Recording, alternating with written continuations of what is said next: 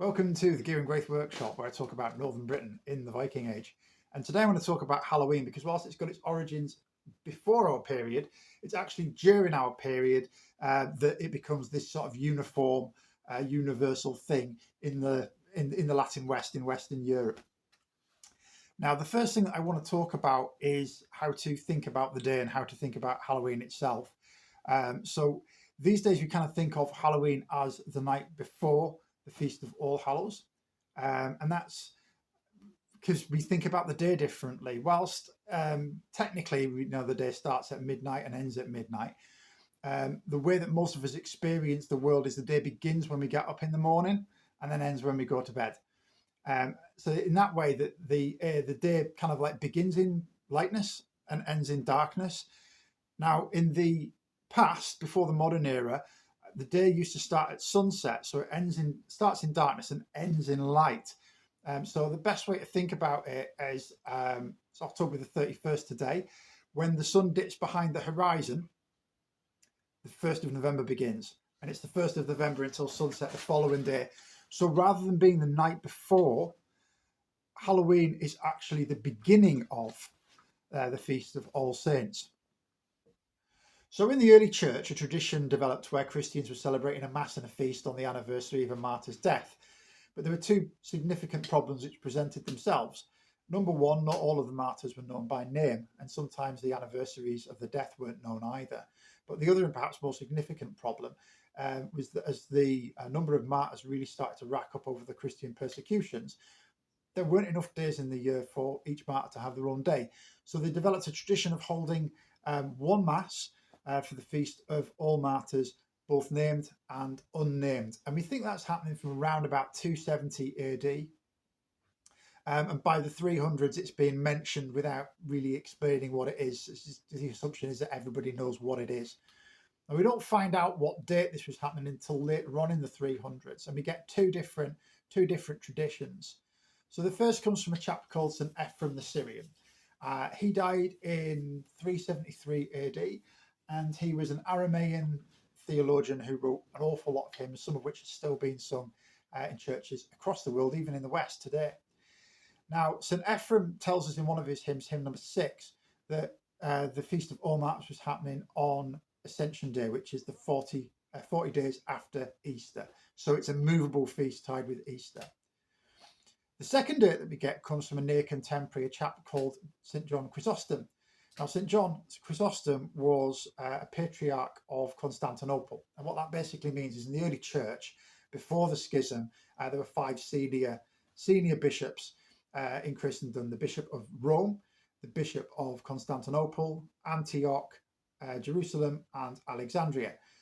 So being the Bishop of Constantinople is a pretty big deal. And he wrote quite a lot of homilies, and in one of them, number 72, he mentions that the Feast of All Souls, or the Feast of All Martyrs rather, still at that time, happened on the first Sunday after Pentecost, or Trinity Sunday, I think. That means that we've got these two different days that are both tied to Easter, that fall sometime between May and June, depending on how you calculate an Easter and what calendar you're using. So we've got a movable feast. Eventually, in the West, it starts to become a fixed feast. And that happens in the 7th century, or it starts to happen in the 7th century. In 608 AD, the emperor in Constantinople gave one of the Roman properties he still owned in Rome to the Bishop of Rome, Pope Boniface IV. This building is known as the Pantheon, and whilst people often consider it to be a temple, scholars think it's actually more of an assembly hall. Roman temples usually have an altar, and this didn't originally have an altar. It did have Roman statues in it, but all Roman civic buildings had Roman statues in them, especially if they're associated with the imperial family. Now, it had been neglected for about 200 years, and after the necessary repairs and renovations and the pagan statues were taken out, 28 cartloads of the relics of martyrs were transferred from the catacombs in Rome and interred in a new spot underneath a newly installed high altar. And this church was consecrated to the Virgin Mary and all martyrs on the 13th of May 609. From that point on, in the bishopric of Rome, just the bishopric immediately around Rome, it became traditional to celebrate the Feast of All Martyrs on that calendar day every year. So now it's started to become a fixed feast, but it still was just the Feast of All Martyrs. Another 100 or so years later, we find ourselves in 631 AD, and Pope Gregory III, he consecrates another church, this time a chapel in St. Peter's Basilica. And that chapel is dedicated to the relics of all apostles, martyrs, saints, and confessors. And it's thereafter colloquially known as All Saints. And he consecrates it on the 1st of November, and thereafter, within the bishopric of Rome, All Saints Day is now celebrated on the 1st of November. But even at this date in the 700s, rather, it's still not universally celebrated on that day, and it's still not necessarily universally celebrated throughout all of Christendom. Now, where did that date, the 1st of November, come from? Some people will immediately go Samhain, but there are a couple of problems with that. So the first problem is we're now in 731. About a year later, Bede's going to finish writing his ecclesiastical history of the English people. And 300 years before that, the first Christian missionaries, including St. Patrick, went to Ireland. Now, in the 300 years between that, the Irish evangelised the Picts, or re-evangelised the Picts, converted the Northumbrians, established monasticism in northern Britain, and then still found time to go and help convert the East Anglians and probably the Mercians as well. And they're pretty hardcore Christians. So if the 1st of November was chosen for All Saints to replace and to woo new Christian converts in Ireland, it's about 300 years too late. The other problem with it is this date wasn't universal yet throughout the entire church.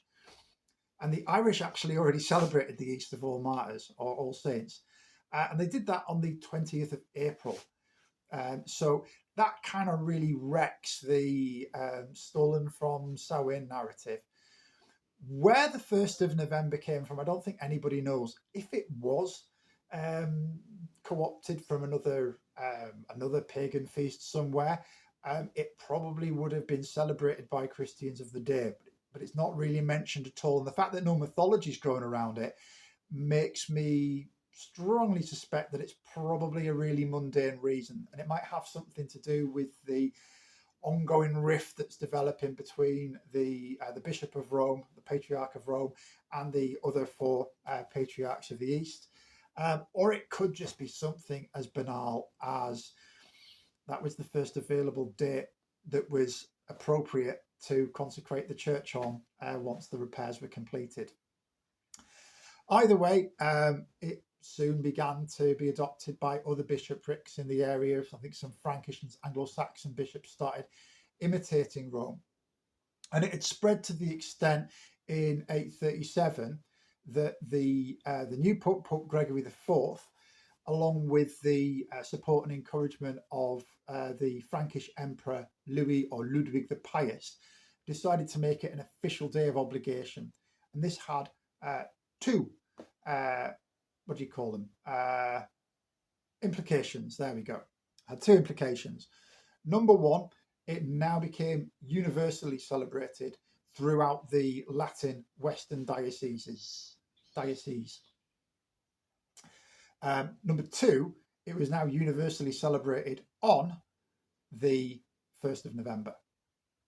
So what would the Feast of All Souls look like for the average denizen of Northern Britain during the Viking Age? Well, for a start off, the 31st of November would be a day of fasting. So no meat, eggs or dairy. However, when the sun dips behind the horizon on the 31st of October, it becomes the 1st of November. The Feast of All Souls has begun. So your fasting is ended, and it's also now a day of rest. So you're discouraged from doing menial labour. You might attend a vigil, but everybody was obliged to attend Mass the following day, or rather later in the day, as you said earlier. See, even I fall for it. So the mass would take place in the morning. During the mass, there'll be a homily, and that homily will talk about the Feast of All Hallows and talk about the history of all of the saints. Following mass and partaking of the Eucharist, there would be a communal meal with your immediate family, your fellow parishioners, aka the obligatory feast. And then the Feast of All Hallows would then end at sunset on the 1st of November as the 2nd of November began. Now that's kind of practically what it looks like. But what about the sort of the content? Is there any spooky things, any macabre things? And the answer is kind of yeah. So during the homily of the Feast of All Saints, you might hear them talking about the first saints, the angels. And they'll talk about the original 10 hosts of angels. 9 stayed loyal, but one of the hosts rebelled, and they became the evil spirits that were banished into hell and can still plague us in this realm. So that's about as far as your kind of like your spookiness goes. But that's not really that uncommon throughout the Christian year, because they tend to talk about demons and spirits throughout the course of the year. It's kind of like a daily reality rather than something that especially happens on one day. When it comes to the sort of the macabre, well, again, a lot of the martyrs died some pretty grisly, gruesome deaths. But again, you'll sort of get that on any of the days of martyrs who were remembered with a specific day in the calendar, who died pretty gruesome deaths, to be honest with you. And they don't really spare any details in a lot of the hagiographies. They can be quite graphic. So there's nothing necessarily especially spooky and unique about it. A lot of that kind of comes along later. And the other thing you'll notice is there isn't any All Souls Day yet. That develops towards the end of the Viking Age. So we have a monk called, or an abbot rather, called St. Odilo of Cluny. And that's a monastery in the middle of Francia. And he instituted in his monastery and the daughter monasteries an annual mass in remembrance of all Christian souls. Now, over time, that was gradually adopted by other monasteries and by the lay population at large. However, the date originally chosen was in February, and it took a few centuries for other dates to pop up, including the 2nd of November. And when that became like one of the big widespread days, that day was the one that was chosen officially and added to the liturgical calendar. But it wasn't made an official day of obligation. So it's kind of like an add-on at the end of it. Now, I think a lot of the uniquely macabre and sort of deathy aspects probably get added on over the following centuries, over the sort of the 1100s, the 1200s, into the 1300s. Because around about that time, you also have, probably going hand in hand with it, the doctrine, or the teaching rather, of, they mean the same thing, the teaching of purgatory, which develops over that period. In addition to that, both of those get formalised around about the same time. About 50 years later, in 1350, we see the arrival of the bubonic plague in Europe. And I think that has a lot to do with its later developments. From then on, the medieval folk traditions all develop, again, long after the Viking Age and within a thoroughly Christian context. And then they turn into the things that eventually we start seeing in the early modern period and to this day. And if you want to learn more about how that all happens and how that all develops, I would strongly suggest this book here, which I'll put a thumbnail up because I realise that's back to front. So this is Stations of the Sun by Professor Ronald Hutton. It's a history of the ritual year in Britain. And it's a pretty big book, quite small print.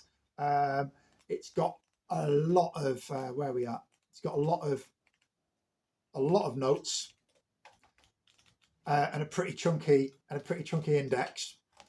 But it is a very accessible, without patronising you, book.